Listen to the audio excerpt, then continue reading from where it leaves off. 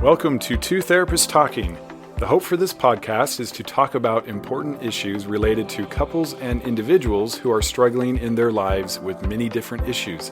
I'm David Thompson, a marriage and family therapist. And I'm Sherie Christensen, marriage and family therapist. Please join us as we explore these issues together, and we hope you will learn and be enlightened along the way. Come find us at twotherapisttalking.com. If you like what you're hearing, please get on and rate us and subscribe to the podcast.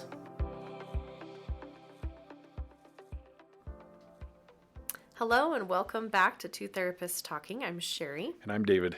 And we are going through a few episodes talking about anxiety.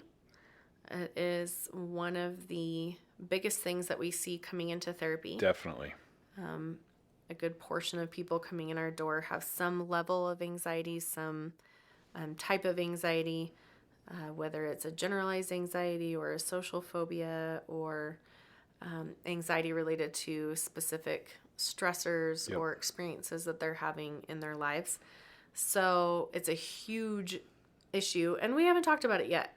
So, which is odd. I mean, we've talked about it, but we haven't focused on it. Yes, we haven't done specific episodes on it. So, and I've been wishing I could tell clients, go listen to these episodes. This will help a lot. So it's about time that we did this. So here we are. And even if it's a really acute anxiety, panic attack, this is going to be helpful.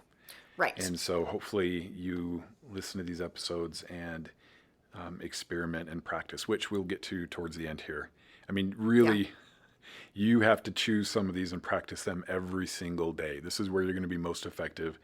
Just like we talked last episode about lifestyle change, that you've got to approach this as a lifestyle change. Yes, because, and I've heard that this can be the case, that if you only use some of these techniques when you're in the middle of like a panic attack or debilitating anxiety, the best case scenario is it'll help a little bit because your body's like, okay, maybe this is gonna work or whatever. Worst case scenario, your body could actually attach the thing that you're using to the anxiety itself, and it won't actually end up helping. I have seen cases where people only meditate or only do this thing when they're in anxiety, and their body actually like creates more anxiety around meditating in general because it's always when I'm anxious that I do this. Yeah. So you want to be doing these and you want to be practicing these consistently over time so that your body has experience with them maybe when you're not in these debilitating panic attack types of situations. Yes. To give yourself better support. Yep. And also, all these things, right? It's not just anxiety. These things all help with stress in general. Right. So if you're practicing these every day, you are giving your body just this little decrease in stress every day. And who doesn't need that in their lives? So thank you. That's a really important point. I want to talk on that for just a sec. Okay, go for it. Whether you have anxiety or not, do these things. Yes. Plain and simple. I'm telling you right now. Thinking better so that you feel better is just a universal principle for living a good life. Right. And so this has application for everyone. It's especially powerful to bring you back to a feeling or sense of safety when you don't feel safe. So it works great for anxiety, but this is for everybody. Yes. So thank you for pointing that out. Yes. I would be very happy if everyone was doing this on the regular. Right. Including me.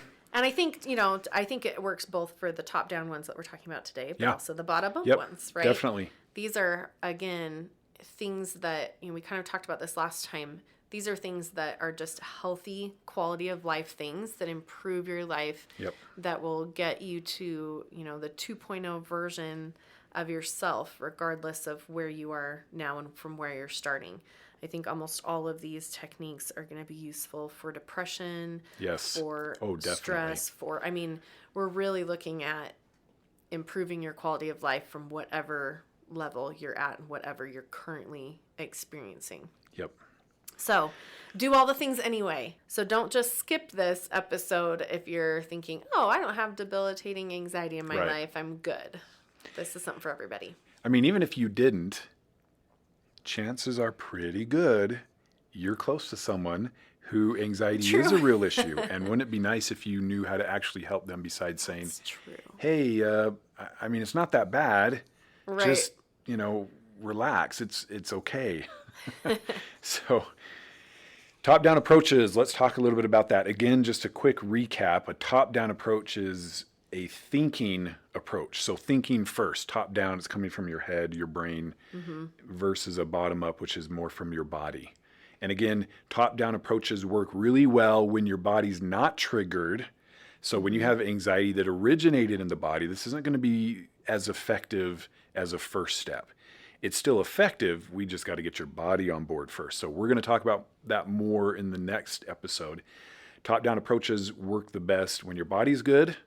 And so either it's not high-level anxiety or you've already practiced some bottom-up approaches and you're feeling better. So top-down approaches, cognitive behavior therapy stuff. We have talked about this particular approach before. It's ABC in different episodes. Just kind of a recap.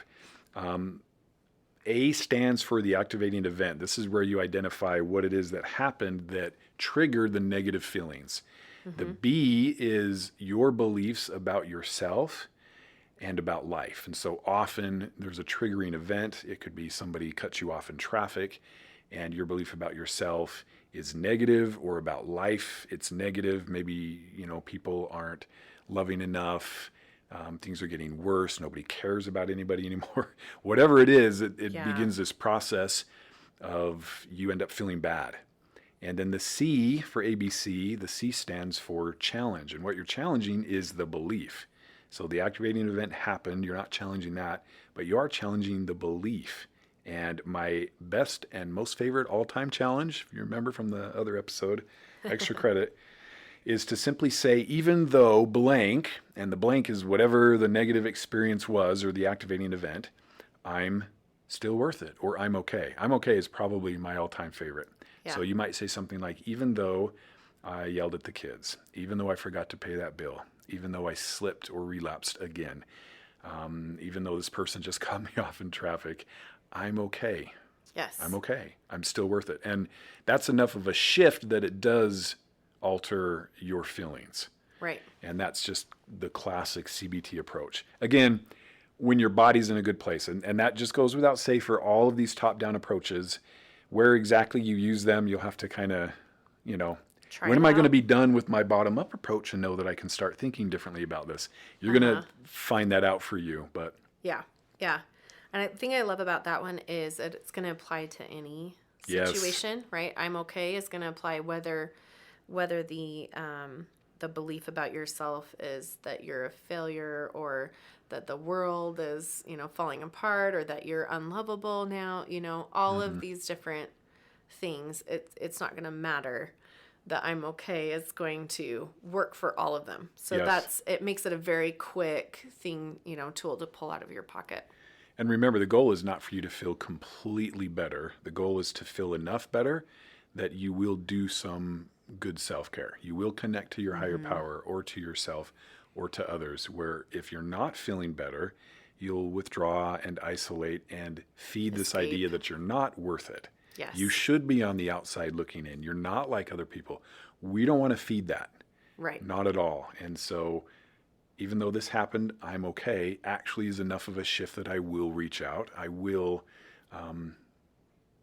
write something down in a journal, or call a friend, or turn some music on that I know makes me feel better. It's just enough of a shift to start the ball rolling in a different direction. I love that. I think that's a super important point. Yeah, we're not trying to just fix everything. Everything's fine. I'm great. Yes, we're trying to shift sufficient that you can then take the steps that are important for you. Right. Moving forward. Okay. So the second top-down approach we want to talk about, we've also talked about before, which is awesome. So we'll do, again, you'll get a little extra credit if you already know what this is, but it is the COLE approach, which is an acronym for curious, open, accepting, and loving kindness. So this is the approach you're going to take toward yourself. What you did, what you said, or about the situation that happened to you. You're going to stay away from judging and criticizing. So when you're doing that and you're curious about what happens instead of maybe shaming yourself, right? When you're open instead of like resisting, right? And pushing away from, and when you're accepting the reality of what is instead of fighting against it and being loving toward yourself, then you're going to get much further. And you can even feel a difference. I can feel a difference as we're saying those opposites there, right?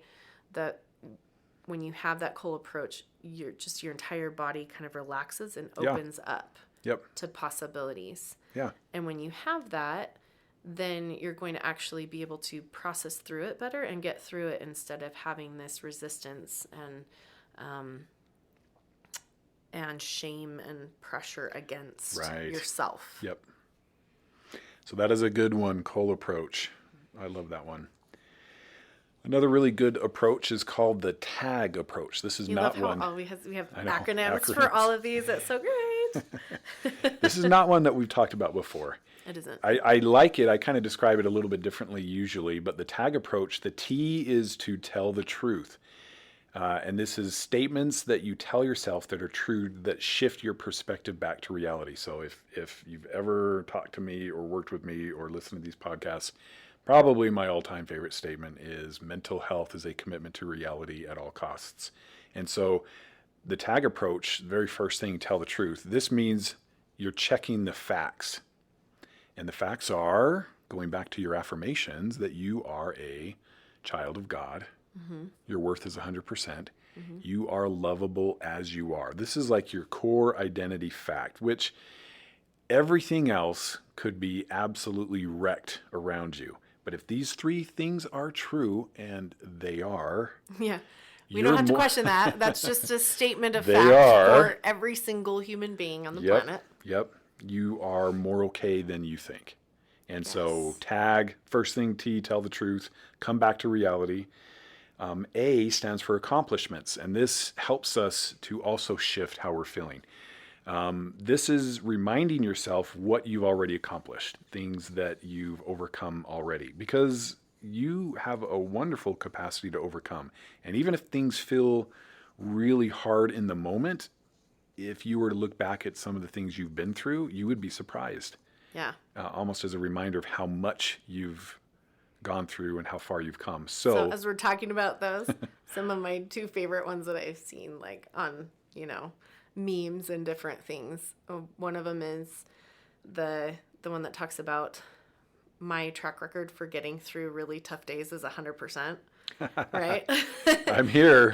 I'm still here, so I am like 100% successful at getting through rough days. That's not bad. Yeah, which I like that one. And then the other one was in regards to parenting, right? When you feel like you are a failure as a parent, or I'm just not doing well that way. I saw someone said once, and I just thought it was so funny, that I look back and all of my children are potty trained. So I did awesome. All of them can make it to the bathroom.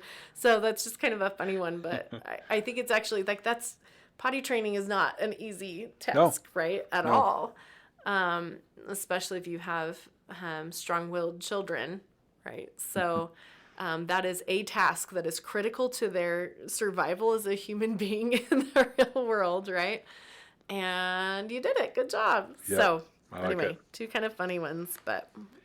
Speaking about that, so here are some examples of accomplishments. So reminding yourself about things you're good at, what you like about your appearance, you've helped others by doing what you value the most, compliments you've received, challenges like we talked about that you've overcome, things that make you unique. And usually, when I talk to people, no matter how discouraged or depressed they are, usually they always can say something that does make them unique. Like we kind of have this idea of ourselves, like there are some things about me that's not like everybody else. Yeah. Which is kind of cool. And this is always a good one. Times you've made others happy. Because I love that one. that's something that was genuine. Yes. We all have genuine moments of I just wanted people around me to feel good. And so I did this thing, I said this thing, I accomplished this thing, followed through on this thing just to show love to people that I love. And, well, that's pretty great if you've done that. Yeah. That's a great accomplishment. So A is accomplishments, right? Finally, G in TAG stands for get present. And this, again, ties back to mindfulness we've talked about, but also this kind of ties into the bottom-up approaches. But what get present means is to breathe, focus on an object, hold something in your hand, stand up and turn around or stomp your feet until the negativity is shifted. Tony Robbins likes to say, motion creates emotion. And so move, do something. And we also call this grounding. Yes. Yep. Where back into your body. Arrive back in your body. And there's lots of really cool things you can do for that. Yeah. So again, we're going to have a whole episode on those. We are, and they're my favorite, actually. My kids hate it because when they need it, I'm like, hey, everybody, let's do a bottom up. Let's breathe. It's fun. Breathe. You're already breathing. Yeah. All right. So the next top-down approach we're going to talk about is practicing radical acceptance. Yeah. So you're going to acknowledge whatever is going on, whatever the situation is right now, without judging or criticizing, and just see it for reality, right? One of my favorite quotes, and I've said it on here before, from a woman named Byron Katie, is, when I argue with reality, I lose, but only 100% of the time. But only. Yep.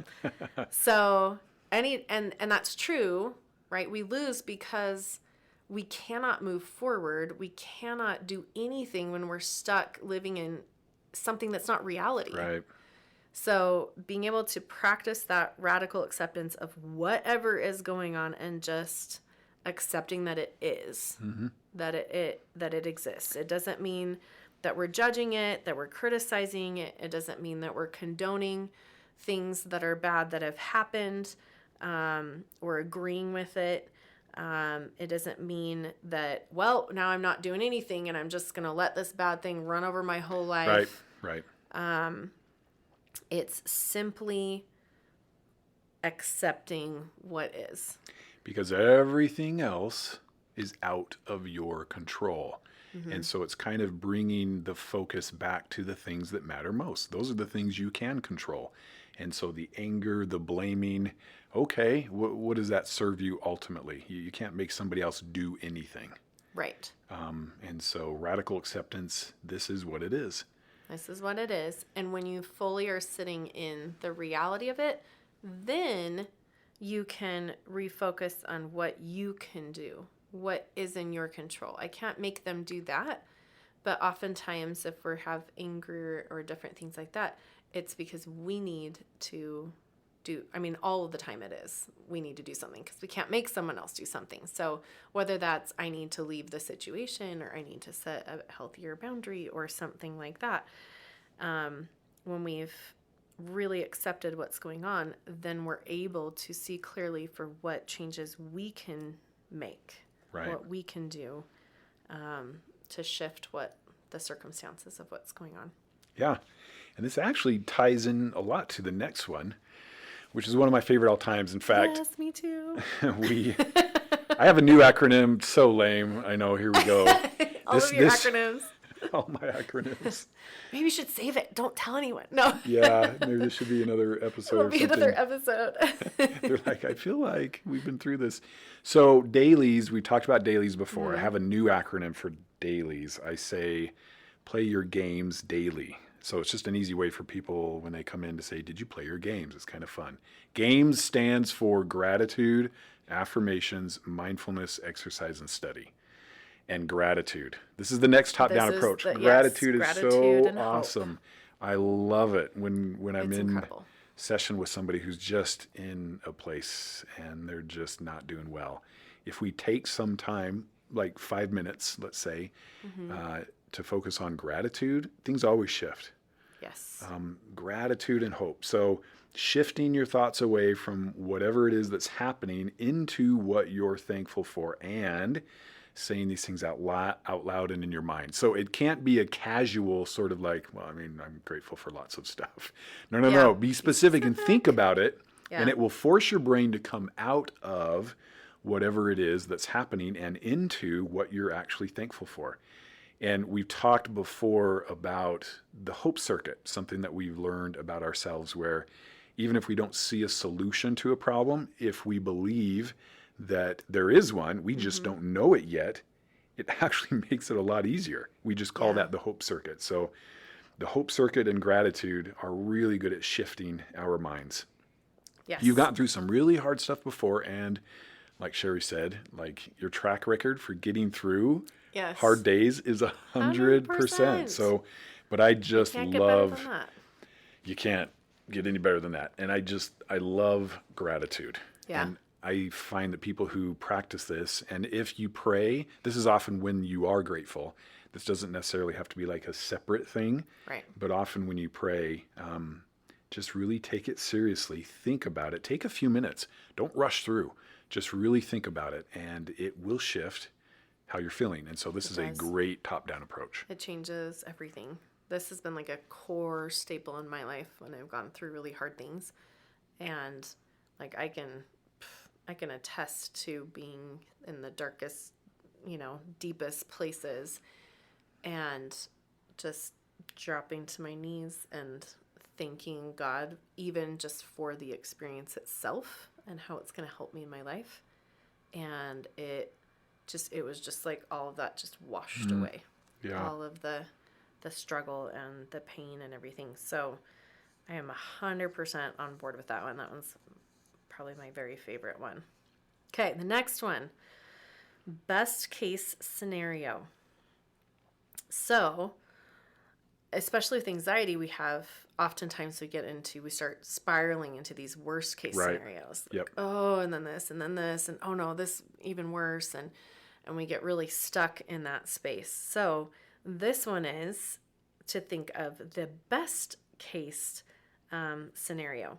So you start by actually staying in the worst case scenario. Right, because you're already in it. I do this with clients a lot too. They're there, and I'm like, so just how do you feel? Terrible, sad, hurt, angry, rejected. And it's like, okay.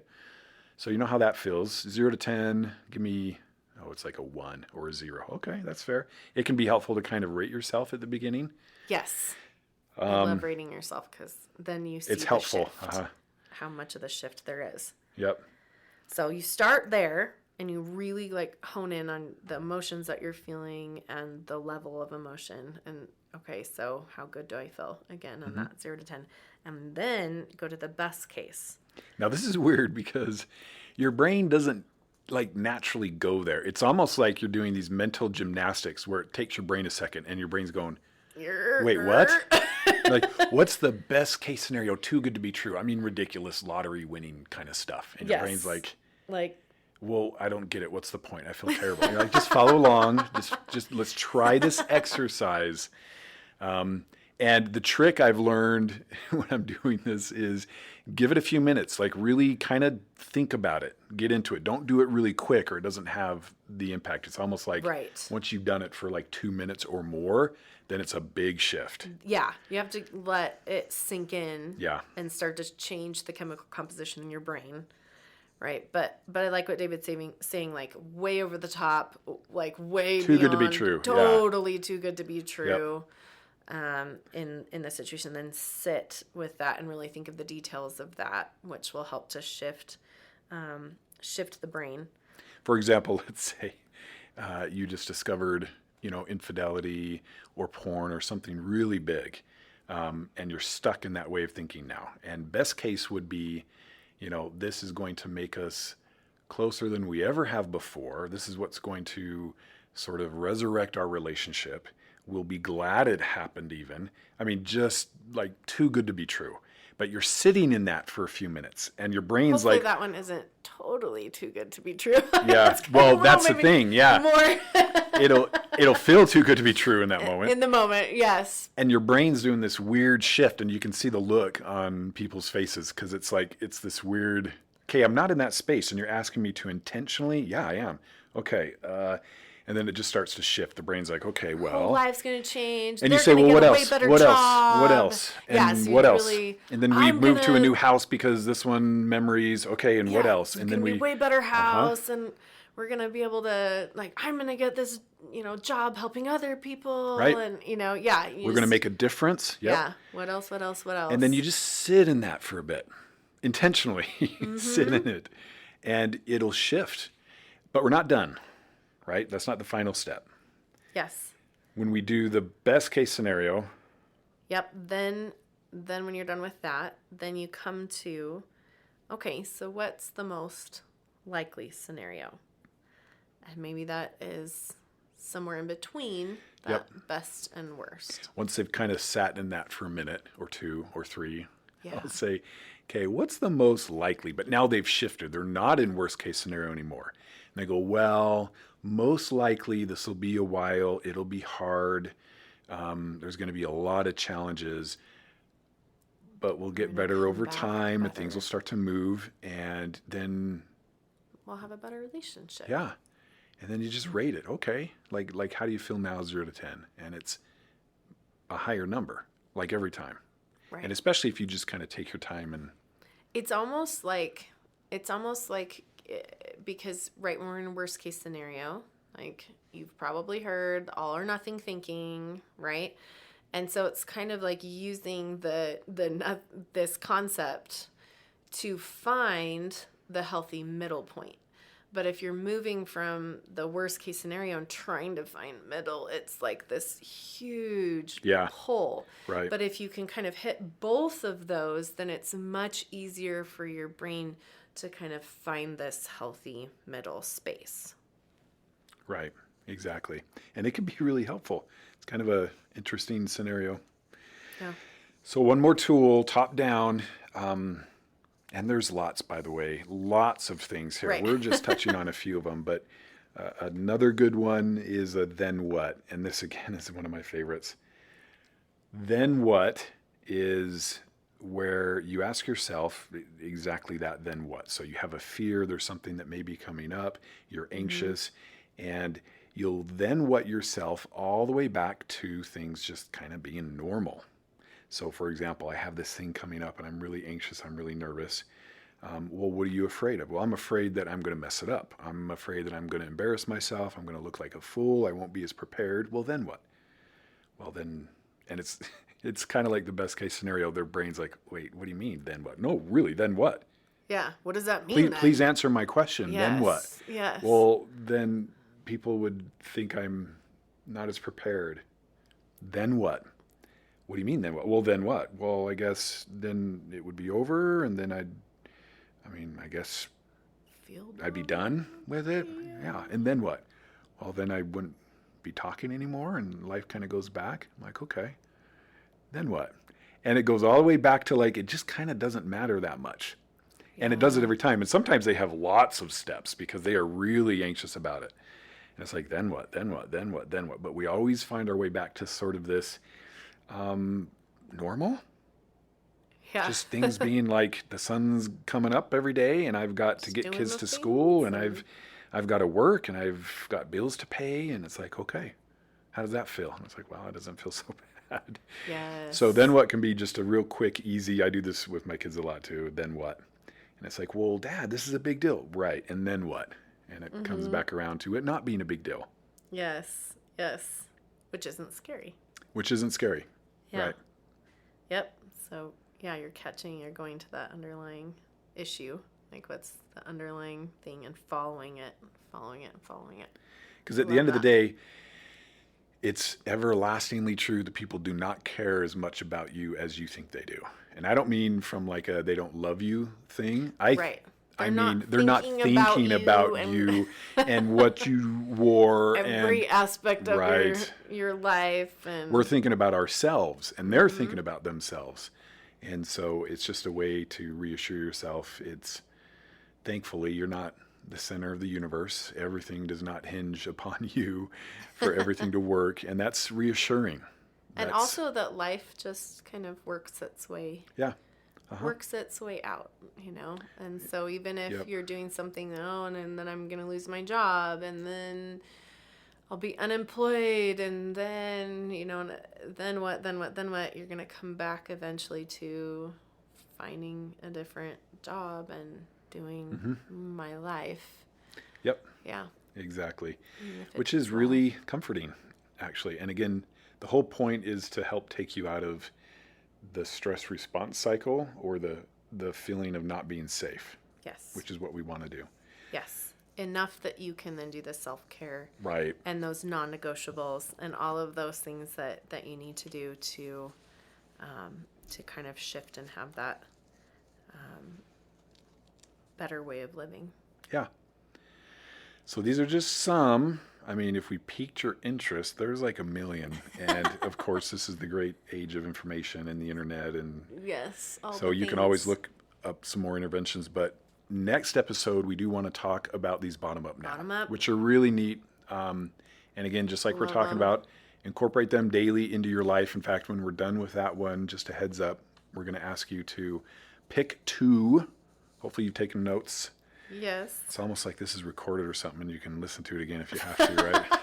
Take notes. Pick one top down, one bottom up, and practice every single day. Don't wait for the moment of anxiety for your brain to have to remember or know what. If it's already happening, it's a lot easier. So. Yes. Okay. Well, we will see you next time when we talk about bottom-up approaches. Thanks for listening. Bye. Thank you for listening to Two Therapists Talking. We look forward to sharing more conversations with you. Connect with us at twotherapisttalking.com or email podcast@twotherapisttalking.com. If you like what you're hearing, please get on and rate us and subscribe to the podcast.